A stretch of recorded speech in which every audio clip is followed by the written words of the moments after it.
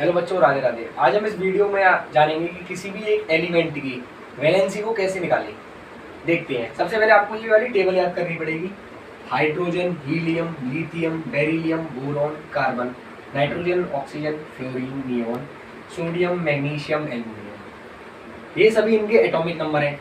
1 2 3 4 5 6 7 8 9 10 11 12 13। ये सभी इन एलिमेंट्स के एटॉमिक नंबर हैं। एटॉमिक नंबर का मतलब होता है कि किसी भी एक एलिमेंट में नंबर ऑफ इलेक्ट्रॉन्स कितने हैं, उस एलिमेंट के इलेक्ट्रॉन्स कितने हैं। जैसे कि सोडियम का एटॉमिक नंबर 11 दे रखा है।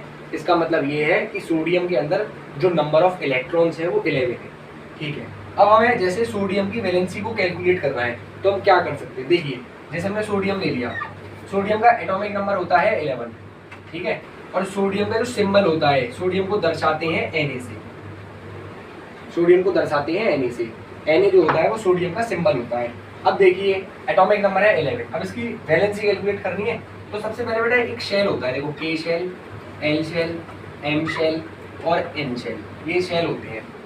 इन शेल में इलेक्ट्रॉन्स K वाले शेल में 2 चाहिए होते हैं, इसमें 8 चाहिए होते हैं, इसमें 8 चाहिए होते हैं और इसमें 18 चाहिए होते हैं। अब ध्यान से देखिए, जैसे 11 इलेक्ट्रॉन्स हैं सोडियम के, तो सोडियम के 11 में से पहले वाले K वाले शेल में 2 इलेक्ट्रॉन्स चली गई। 11 में से 2 चले गए तो 9 बचे। ठीक है। अब 9 में से 8 इलेक्ट्रॉन्स L में चले गए।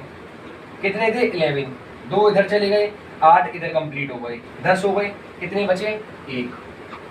अब ध्यान से देखिए, सोडियम को M वाले शेल में अगर अपने आप को अपना M शेल को उसको कंप्लीट करना है तो उसको कितने और इलेक्ट्रॉन चाहिए। उसके पास 1 इलेक्ट्रॉन है और उसको चाहिए कितने? 8। मतलब 1 पहले से है, 7 और चाहिए।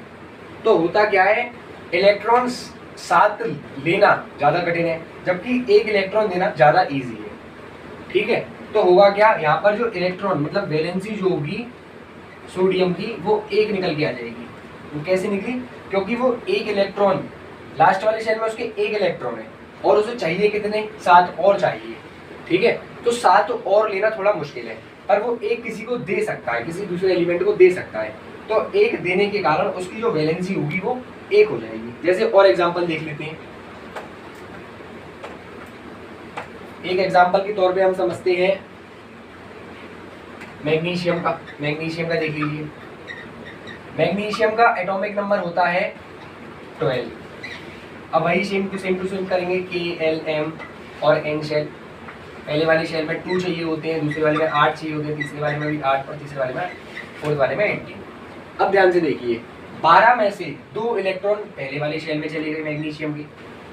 ठीक है। अब बचे 10।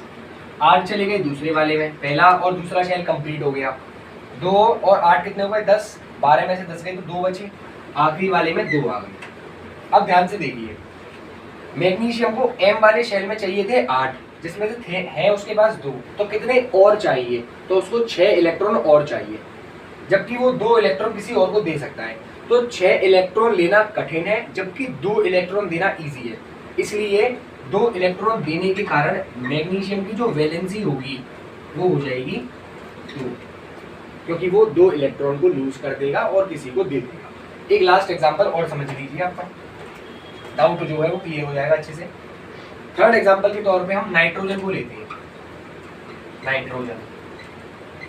नाइट्रोजन का एटॉमिक नंबर होता है 7।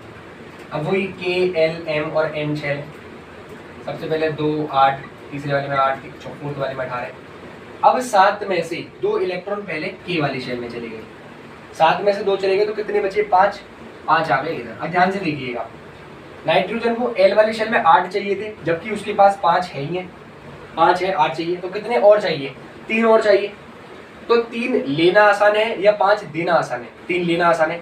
इसके कारण नाइट्रोजन 3 इलेक्ट्रॉन को ले लेगा और 3 इलेक्ट्रॉन लेने के कारण उसकी जो 8 इलेक्ट्रॉन्स होंगे L वाले शेल में वो कंप्लीट हो जाएंगे। इसलिए यहाँ पर जो नाइट्रोजन की वैलेंसी होगी नाइट्रोजन की वो हो जाएगी 3। ठीक है। एक चीज और बता देता हूँ, जब कोई एलिमेंट इलेक्ट्रॉन्स को ले रहा होता है तो उसके ऊपर नेगेटिव का चार्ज चढ़ जाता है। जैसे नाइट्रोजन यहाँ पर इलेक्ट्रॉन्स को ले रहा था ना, तो माइनस का चार्ज चढ़ गया। और कोई एलिमेंट इलेक्ट्रॉन्स को दे रहा होता है तो उसकी वजह से उसके ऊपर प्लस का चार्ज चढ़ जाता है। जैसे सोडियम एक इलेक्ट्रॉन को दे रहा था मैग्नीशियम 2 इलेक्ट्रॉन को दे रहा था, तो देने के कारण इनके ऊपर प्लस का चार्ज चढ़ जाएगा। अब नाइट्रोजन क्या करेगा, 3 इलेक्ट्रॉन को लेगा तो उसके ऊपर 3 माइनस का चार्ज चढ़ जाएगा। इस तरीके से किसी भी एक एलिमेंट की हम वैलेंसी को निकाल सकते हैं। आप इस टेबल को जरूर याद कर लीजिएगा, जिससे आप इजीली वैलेंसी को कैलकुलेट कर सकते हैं। Thank you. आपको अगर हमारी वीडियो अच्छी लगी हो तो लाइक कीजिएगा, शेयर कीजिएगा और कमेंट भी कीजिएगा। Thank you.